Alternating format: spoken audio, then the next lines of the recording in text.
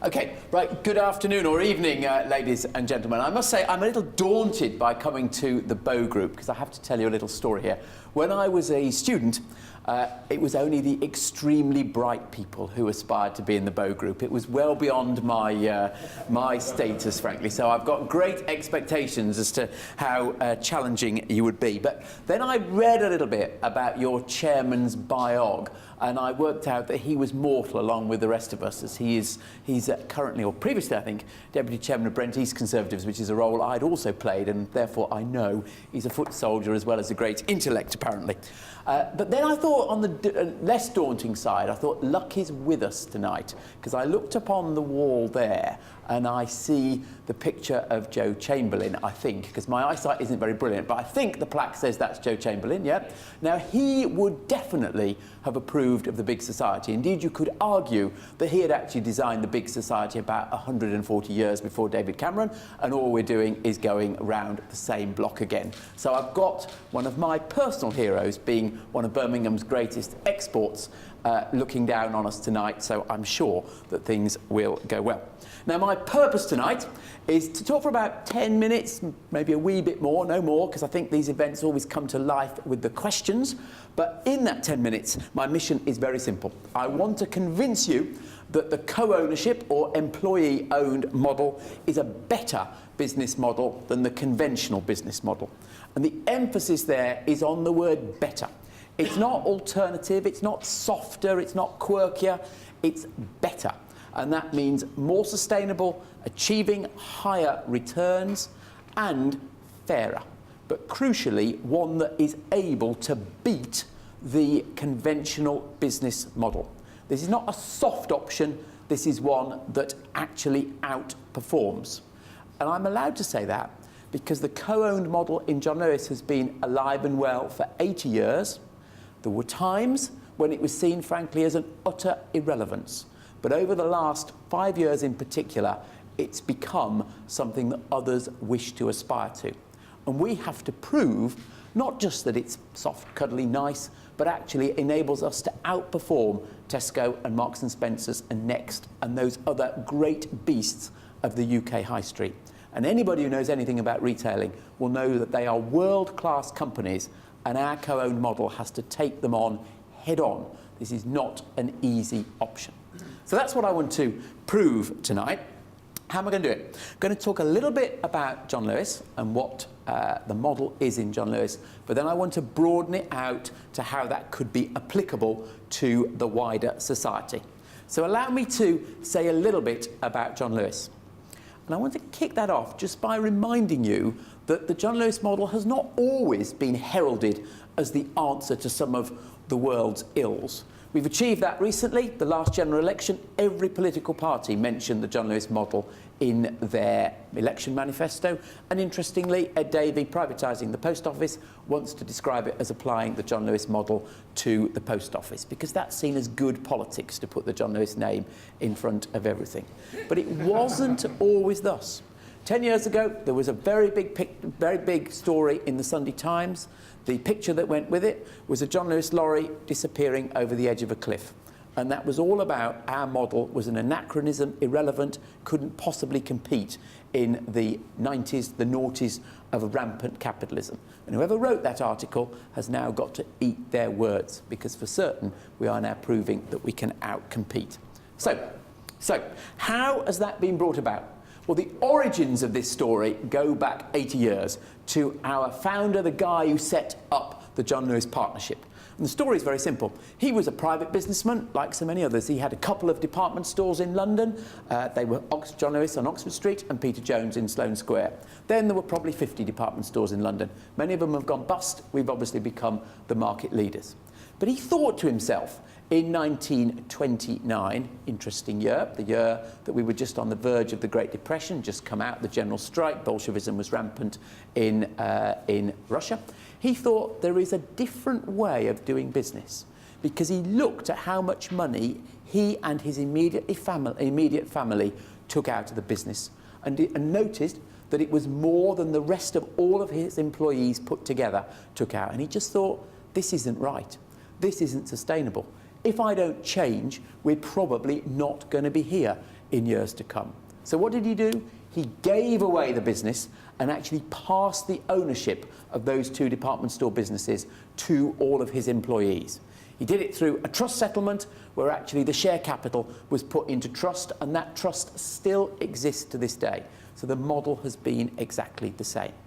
And from then on, he did not take the share dividend, but actually the dividend was effectively shared amongst all of his employees as an annual bonus. So it was an incredibly philanthropic act that he actually gave away that business. But the crucial thing about it is, in setting the business up like that, he actually did away with what I call the conflict of interest. And you can imagine Robert Preston talking about the conflict of interest, can't you, in the sort of economic crisis that we've had over the last 3 years. And what do I mean by that? In the John Lewis model, workers, as we call them, partners, actually have the same interests as managers, and they actually have the same interests as the owners of the company, because they are the very owners. In a conventional company, the owners, the shareholders, want you to maximise profit in the short term to drive up their dividends, and that isn't necessarily in the interests of the employees. Think of the contrast, if you want, between British Airways, used to be Britain's favourite company, and look where they are now in conflict of interest, and John Lewis. Might be a cheap comment, but it's worth thinking about that conflict of interest point. So the essence of our model is everybody is on the same side of the debate. Everyone's interests are aligned. Now, what does this enable us to do? Let's actually move away from the theory to think about the practice of what this enables us to do. And I'm going to take our reaction to the recession, 2008 to now, and just look at what it has meant for us. 2008, we were looking down the barrels of a gun, because our sales, like many other non-food retailers' sales, evaporated. Our profit was hemorrhaging. What were we going to do? Who can remember back to Christmas 2008? Carnage on the high street.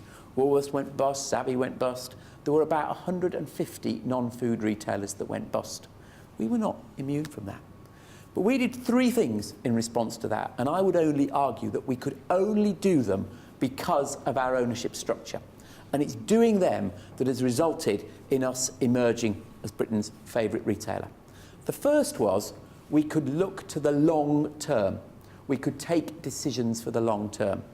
So my board decided in that sort of carnage of 2008, we were not going to take short-term averting measures. We're not going to compromise over quality of our products, over the prices we sold, over the service level in our shops. We were going to stick to our long-term course, and we were going to let profit take the strain.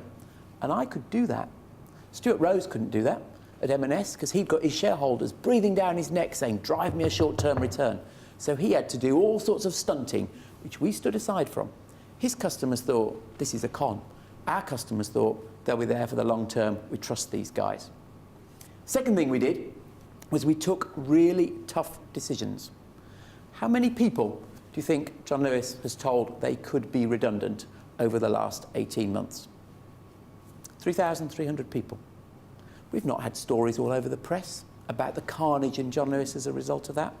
In fact, only 301 people have had to leave, but 3,300 people were told that for us to adjust to the new reality of retailing, we needed to change. We've been able to consult with them, get them on board with the changes. As I say, only 301 have had to leave. But those co-owners, they took responsibility for our business success by saying, OK, we can see that change is necessary. We're not going to fight the management on it. We're going to work with the management to give us a more sustainable business for the long term. And then the third thing we have to do, if that second one was about tough actions, defensive actions, the third thing we had to do was take decisive actions to give us a new sort of growth, new future. And the biggest change in retailing is clearly the flight online. So shops are losing sales to online. Online's rapidly growing.